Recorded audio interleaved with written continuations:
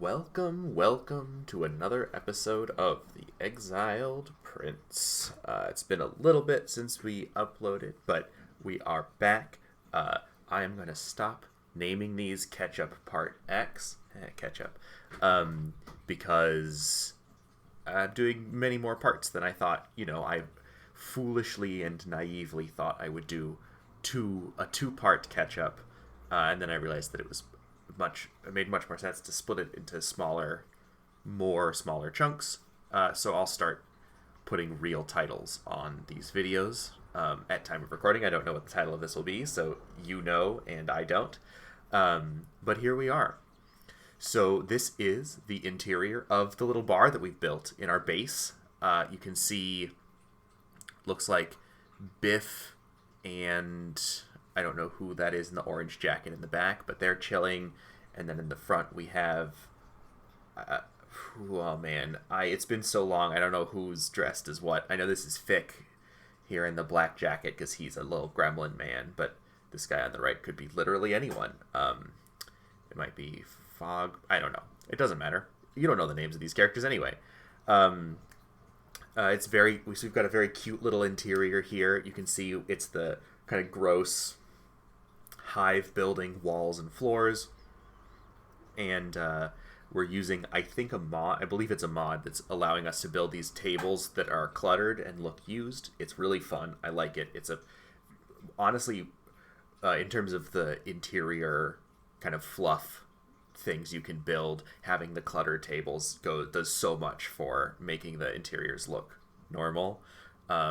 So moving on, this is our little gym here. You can see that Swift and Mataru in their cool hats are training their melee attack, while Sakri trains his lockpicking on some training boxes. It looks like, I think Hiroto is there training his dexterity on that pole, and then Burn and Sadneil are lifting some weights so that they can swing those big fragment axes well. The weight benches and the training pole are also both added by mods, just because it can be a huge pain in the ass to train characters' strength, and it's really annoying. It takes a long time, and same with dexterity, but at least for my opinion, more so strength. So this mod adds weight benches and dexterity training poles, so you can kind of get those skills to a certain baseline without needing to just suffer for ages. Which is how you normally train skills in this game. And most excitingly, we've got the Hive Soldier Drone armor. I've been waiting. The Hive expanded mod would have been worth it if this was all it added. I've mentioned before that in the base game, the soldier drones with their wide hammerhead faces can't equip headgear. And so no matter what you do, they will never have any helmets of any kind. And so what this mod does, this Hive expanded mod, is it adds this heavy soldier drone armor, which you can see Rey is wearing in this picture. Everything other than the headgear is the same as the heavy armor that we're going to be putting on everyone else. But the soldier drone version includes a face covering. So they still don't actually equip headgear into their headgear slot. But the chest armor that you put on them includes this face covering. So, like, you can have your soldier drones, because, you're going to make a hive and you're going to have drones specifically bred for being soldiers, but you're going to breed them such that they can't wear helmets? That's silly. Don't do that. I love the way this picture looks. I love the thick armor plates that the hive armor gets. It looks very cool with Rey's. On the one hand, it looks very cool with his hefty robotic industrial lifter arm that he has. And on the other hand, it looks not so great with his heavy robotic leg, because it's kind of clipping through the leg plates, because they're designed to fit those slim hiver legs and not these thick robot legs. But in any case, he looks really cool. Very, very excited. My only sadness is that the Western and Southern Hives have their own version of this armor. The Western Hive gets this cool kind of dark gray version. The Southern Hive gets like a purple painted version, and you can't build those yourself, meaning that you are beholden to whatever quality you can loot or buy from them, and so it's never going to be as good as the masterwork quality ones that we've got Perry building for us here in the base. So moving on, here's another interior shot of Swift and Mataru. I love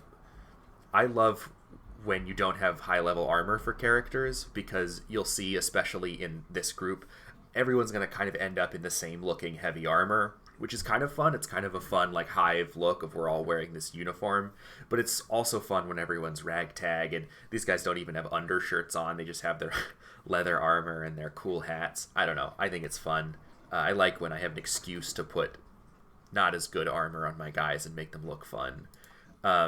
So we also sent Sakri on an errand to the swamp to buy some. I don't remember what it was, blueprints or something we couldn't get at the local Hive shops. And so of course that involves him being chased through the jungle by beak things. Classic stuff. You can see that he's not wearing heavy armor like everyone else. He's wearing, because he's high. He's a very high stealth character. So we've got him wearing like ninja rags so that he is not taking stealth penalties from wearing heavy armor. So he arrives at the swamp for his errand. You can see that, if you remember all the way back to the gang wars at the very beginning of the blog, that we killed the Hounds, the dominant gang in the city, and that the Black Shifters, who were the cool Hive soldiers wearing leather jackets, have taken over. So here's a group of them being the new guards now that the Hounds are out of the game. And here's Sakri entering one of the shops, and he's responding to, I mentioned that when I named Fogman, the character, it was based on we found him in the swamp, and there's a conversation you can have in the swamp where a drunk gang guy thinks that the Hive character is a Fogman. He's like, it's a Fogman, he's in the bar, and they're like, no, he's just a normal Hiver. This is the conversation that happens. Sakri gets, this microaggression in the dancing skeleton in the swamp. So I was like, hey, look, it's that conversation I've referenced multiple times. So I took a little picture of that. Yes. And then on his way back from the swamp, I didn't take pictures of this because I didn't think it was going to be anything until what you're seeing right now. Sakri had to run past the Berserker village. This is one of a couple settlements that the Shek Berserkers have. These are like another offshoot kind of group. They live in this village, and they're berserkers. They run around, they kill people and stuff. So Sakri had to run past it, just normal. He can outrun almost anyone at this point, so I didn't think anything of it. But then, the person you're seeing here is Ghost. This is the leader of the berserkers. And he started to chase Sakri, and I was like, oh, interesting. Like, he's gonna turn around or whatever.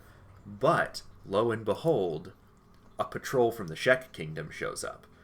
This is not the, like, hefty 100 Guardian military squads that you run into in the heart of the Shek Kingdom. These look like a little bit more kind of conscripts. You can see they're not wearing full chest plates, and, some of them just have shirts on. But in any case, still a squad. So I have Sakri kind of lead Ghost, because Ghost is chasing him, towards this patrol, and they begin to fight him. It's a little bit... It looks like they've really got him overwhelmed, but he has very high skills, so he actually holds them off for a long time. And they're really only able to defeat him because they have one 100 Guardian on the left. You can see on the left here with the, like, kind of dark cloth wrappings around his shoulders. He's an elite warrior that's leading the squad, and he has skills that can kind of actually let him go toe-to-toe with Ghost, and so they're able to bring him down, and they just kind of move on. But so I have Sakri swoop in and grab Ghost's unconscious body, and we're gonna dash to the nearby Shek fortress and turn him into the police, get a bounty, and make it so that the Shek take over the Berserker village. So here's a picture. You can see up there at the front of this little conga line, Sakri frantically running with Ghost's unconscious body over his shoulder as a group of Kral's Chosen chase him towards the fortress. And so, but he gets to the fortress in time, Oh, I didn't show a picture of the fight, but he gets to the fortress in time. The gate guards fight off Kral's Chosen, and here we have Ghost tied to a prisoner pole in the Shek Kingdom. There's the person, oh, so it's you who defeated the Berserker. I wouldn't really say we defeated the Berserker. We just sort of watched and then nabbed him when he went down. But, we'll take the credit, sure. This is a cool shot of after those Kral's Chosen were defeated by the gate guards. When someone drops a weapon on the ground, it sticks it out of the ground like this. And sometimes it looks kind of silly, but I thought this was really cool of these, big plank swords stuck into the blood-stained ground. You can see an unconscious Kral's Chosen over there on the right. And here's a nice aerial shot of the last stand. This is the fortress that we just ran to. It's you can see a lot of the buildings are kind of fallen into disrepair. Shek Kingdom's not having a great time. The last stand is part of why it gets its name is it's where a lot of older Shek warriors go before they go fight the Bugmaster and die honorably, because the Bugmaster is very hard to defeat. Maybe we'll defeat him later. That is the way to ally with the Shek Kingdom, is you go down into the fucking spider plains and fight the Bugmaster. The Bugmaster's like a weird human who lives in a tower and has an army of spiders, and it's horrifying. He's a tough opponent, but the army of spiders is really what concerns me. But so Shek warriors will come here and then go die in honorable combat against him. So that's kind of the weird, depressing edge of the world vibe that this fortress has. Meanwhile, back at the Un-Hive, we're being raided by cannibals, which is honestly not a huge deal for us because we're all very skilled warriors. These look like Gnawed Bone tribe. You can see there just crumpling at the feet of you got to see Fiona there in her black plate armor, and you can see the beginnings of Fick on the right and whoever that is behind Fiona wearing our shiny new heavy hive armor. Fantastic. We're going to get some great group shots of the whole gang wearing those. Ooh, baby, here he is. There he is. Look at him. It's Ray. He's got his fragment axe, his armor. What a powerful boy. I love him. I cannot overstate how excited I am about this cool-ass soldier drone armor. And here, obviously, we've defeated our foes. You can see Carp. This is, you can't really see his pinkness, but this is the pink southern soldier drone that we got. He has been tasked with carrying the dead cannibals into our corpse furnace. This is a corpse furnace. We have it so that our base isn't just littered with dead bodies all the time. You can see in the foreground, there's a Holy Nation outlaw that I think she's unconscious. I usually bandage up the Holy Nation outlaws because they're nice and we like them, and an enemy of the Holy Nation is a friend of us. So even though she looks like she's having a bad time, she has probably just been bandaged up by Dr. Chung and will shortly be brought to a bed to recover. What else? Oh, here's a wider shot of the aftermath of this. You can see, I think that's Ray just sort of standing awkwardly in the doorway. But again, you can see we're all wearing the cool armor. We've all got got these cool big shoulder plates. And you can see here on the left, whoever this is, we've got cool Hive samurai helmets now with these little antenna. Cool stuff. We look dope as hell. And here's a group shot of us. I took several angles of this group. Won't name them all because look at us, we're all drones. But you can see that we've kind of settled onto an outfit scheme. So we've got the Hive characters all have the heavy Hive plate and the heavy Hive leg plates and helmets, though some of them are wearing cloth pants if they're not strong enough to wear full plate all the time. And then you can see the skeletons and Fiona are wearing this banded black plate armor. This is a really, really good medium.